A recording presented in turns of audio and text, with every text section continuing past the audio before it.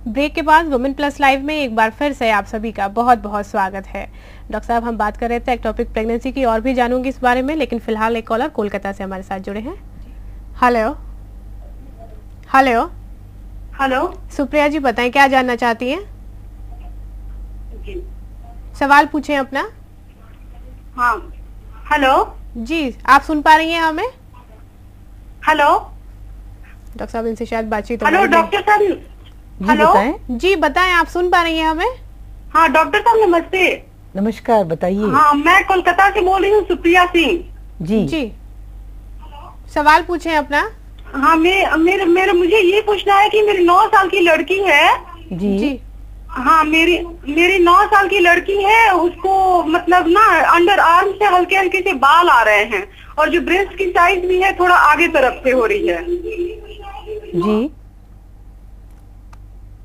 Call शायद disconnect हो गया है डॉक्टर साहब हमारा। तो ये किसी तरह की कोई एब्नॉर्मेलिटी है, कोई टेस्ट इन्हें कराना चाहिए इसके लिए? देखिए, इसमें आजकल थोड़ा सा प्रीकॉशियस प्यूबर्टी जिसको हम कहते हैं कि थोड़ा वक्त से पहले मैच्योरिटी आजकल काफ़ी कॉमन हो गई है। जी, पहले जो मेंस्ट्रुएशन 14-15 पे शुरू होता था वो अब 9-10 पे ही शुरू होने लगा है। तो इसमें हम और भी इनके बारे में जानना चाहते हैं, हेयर ग्रोथ वगैरह के डिटेल्स वगैरह, चेंजेस इन वॉइस वगैरह, तो हम इसका आगे जवाब दे सकते थे। जी, लेकिन थोड़ा सा प्रीकॉशियस प्यूबर्टी का फैक्टर तो आजकल है। तो इनको डॉक्टर से कंसल्ट करना चाहिए। हाँ, एक बार कंसल्ट कर ले तो बेहतर है, जिससे वो बाकी सब डिटेल में उनसे उन्हें एग्जामिन भी कर सकें और सवाल पूछ सकें। जी डॉक्टर साहब, नेक्स्ट कॉलर फरीदाबाद से। जी हेलो हेलो जी, बताएं क्या सवाल है आपका? ये मेरी शादी को ना 5 साल हो गए हैं जी, और मुझे अभी तक बच्चा हो नहीं पाया। तो किस डॉक्टर ने बताया कि मुझे पीओएफ है। ये पीओएफ होता क्या है? क्या चीज़ है आपको? क्या प्रॉब्लम आपको बताई है डॉक्टर ने? पीओएफ की।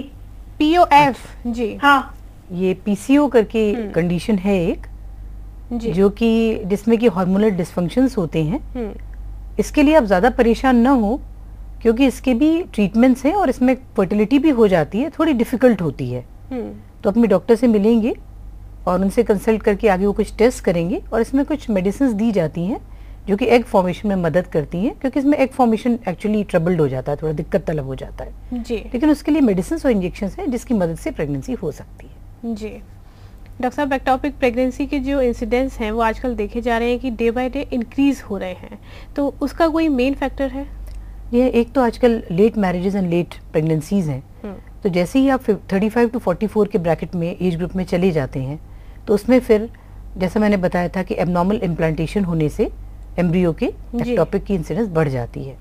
इसके अलावा फिर वही कि लेट मैरिजेस के साथ साथ फिर इनफर्टिलिटी जुड़ जाती है। जी, और इनफर्टिलिटी के साथ एक्टोपिक प्रेगनेंसी, क्योंकि जब हम लोग आईवीएफ प्रेगनेंसीज करते हैं, टेस्ट ट्यूब बेबीज, तो उसके कारण, क्योंकि जो जिस समय हम बेबी को अंदर रखते हैं, उसका इम्प्लांटेशन करते हैं, उसमें एक्टोपिक प्रेगनेंसी की रेट बहुत ज़्यादा है। तो क्योंकि अब एज ज़्यादा है, आईवीएफ प्रेगनेंसीज बढ़ रही हैं, उनके साथ में फिर एक्टोपिक बढ़ती है। इसके अलावा एक और फैक्टर है, सिगरेट स्मोकिंग है, वो अनफॉर्चुनेटली बढ़ रहा है इवन इन विमेन। तो उससे क्या होता है कि निकोटीन जो होता है वो ट्यूब्स के मोटिलिटी को, जो नॉर्मल मूवमेंट है, उसको डिस्टर्ब करता है। तो उससे भी एक्टोपिक प्रेगनेंसी ज़्यादा होती है। फिर लोगों की अवेयरनेस होने के कारण कॉन्ट्रासेप्शन लोग बहुत अच्छे से ज़्यादा यूज़ कर रहे हैं, जो कि बहुत अच्छी बात है। जी, लेकिन जब भी उसका फेलियर होता है तो फिर एक्टोपिक की चांस ज़्यादा होती है। आई रिपीट अगेन, इसका मतलब है कॉन्ट्रासेप्शन यूज़ करते रहें, लेकिन फेलियर हो तो डॉक्टर को कंसल्ट करें। ये कुछ कॉमन कॉजेज हैं इसके। डॉक्टर साहब, चलिए फिलहाल एक और कॉलर दिल्ली से। Hello hello. स्वाति जी, बताएं क्या जानना चाहती हैं? हाँ जी, मेरे को ना ट्विन प्रेगनेंसी है और मैंने आईवीएफ कराया हुआ है। जी, तो मेरे को 4th मंथ से मेरी जो उंगलियां हैं वो सुन हो जाती हैं। जी,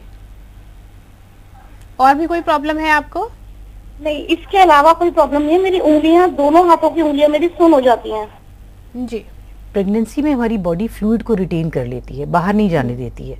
तो कई बार देखा होगा, मुंह है, हाथ पैर हैं, सब सूज जाते हैं। तो जो हमारी नर्व्स होती हैं उनके चारों तरफ एक लेयर बन जाता है फ्लूइड का।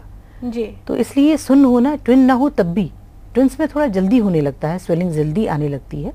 ट्विंस ना हो तब भी सूजन होना या सेंसेशन कम हो जाना, झुंझुनी होना।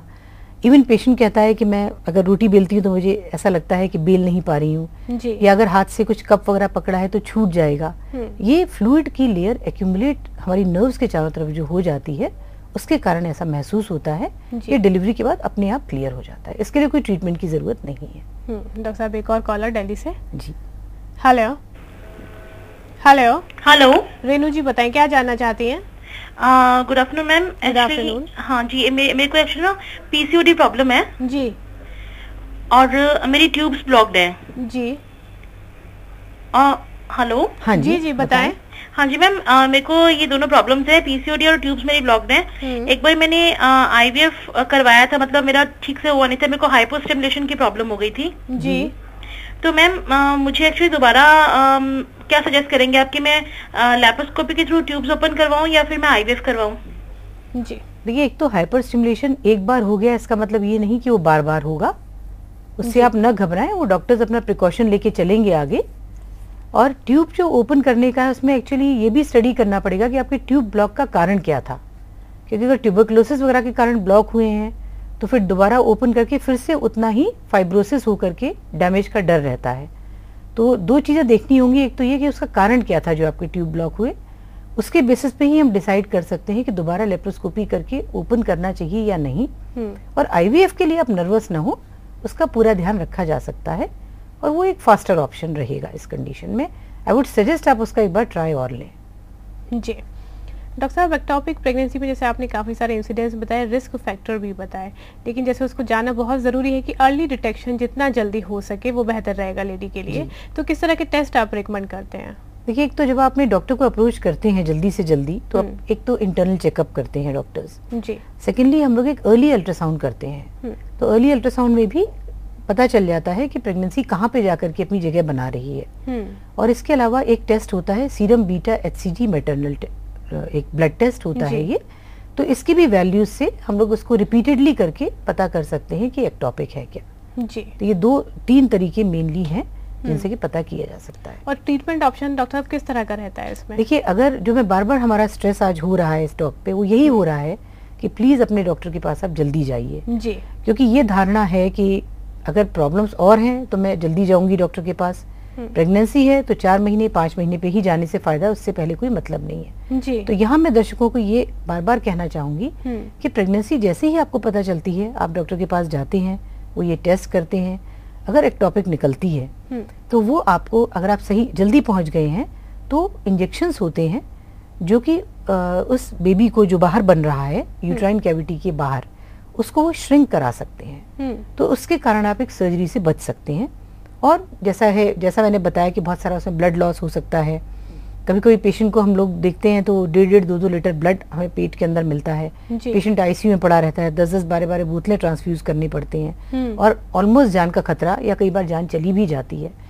एक छोटी सी डॉक्टर की विजिट और एक अर्ली विजिट, जिसको मैं स्ट्रेस करूंगी, अगर आपके रिस्क फैक्टर्स हैं तब तो जरूर, अदरवाइज भी मैं चाहूंगी कि आप डॉक्टर को जल्दी से जल्दी मिलें, क्योंकि इन टेस्ट के द्वारा हम फिर ये कर सकते हैं पता, और फिर हम सर्जरी से बच के एक मेडिकल ट्रीटमेंट के द्वारा इसको सॉर्ट आउट कर सकते हैं। अगर फिर भी थोड़ा लेट हो जाता है तो फिर दूरबीन के द्वारा सर्जरी की जा सकती है, और कभी कभी पेट खोल करके भी, जिसको हम लेप्रोटमी कहते हैं, उस तरीके से फिर ट्रीटमेंट किया जाता है आगे। जी। तो डेफिनेटली एक अर्ली विजिट के द्वारा काफी सारे कॉम्प्लिकेशन से बचा जा सकता है। डॉक्टर साहब, एक और कॉलर हमारे साथ। जी। हेलो हेलो, सोना जी बताएं क्या सवाल है आपका? मेरा ना ब्रेस्ट का साइज थोड़ा कम है, तो हम इसके लिए कुछ मेडिसिन या कुछ भी। जी। आपके बाकी मेंसेस वगैरह सब रेगुलर है, कोई प्रॉब्लम तो नहीं है? नहीं, कोई प्रॉब्लम नहीं है। देखिए, ब्रेस्ट साइज अगर बहुत ज्यादा कम होता है तो उसके लिए सिलिकॉन इम्प्लांट्स होते हैं जो प्लास्टिक सर्जन्स आपको इम्प्लांटेशन कर सकते हैं आपके लिए। वो एक वही तरीका है अगर काफी ज्यादा, अगर बहुत ही कम साइज है तो। जी। डॉक्टर साहब, हम एक्टोपिक प्रेगनेंसी की जो बात कर रहे थे, आपसे जानना चाहूंगी कि अगर किसी लेडी को एक बार एक्टोपिक प्रेगनेंसी हुई है तो क्या दोबारा भी एक्टोपिक प्रेगनेंसी होगी या नॉर्मल प्रेगनेंसी भी हो सकती है उसको?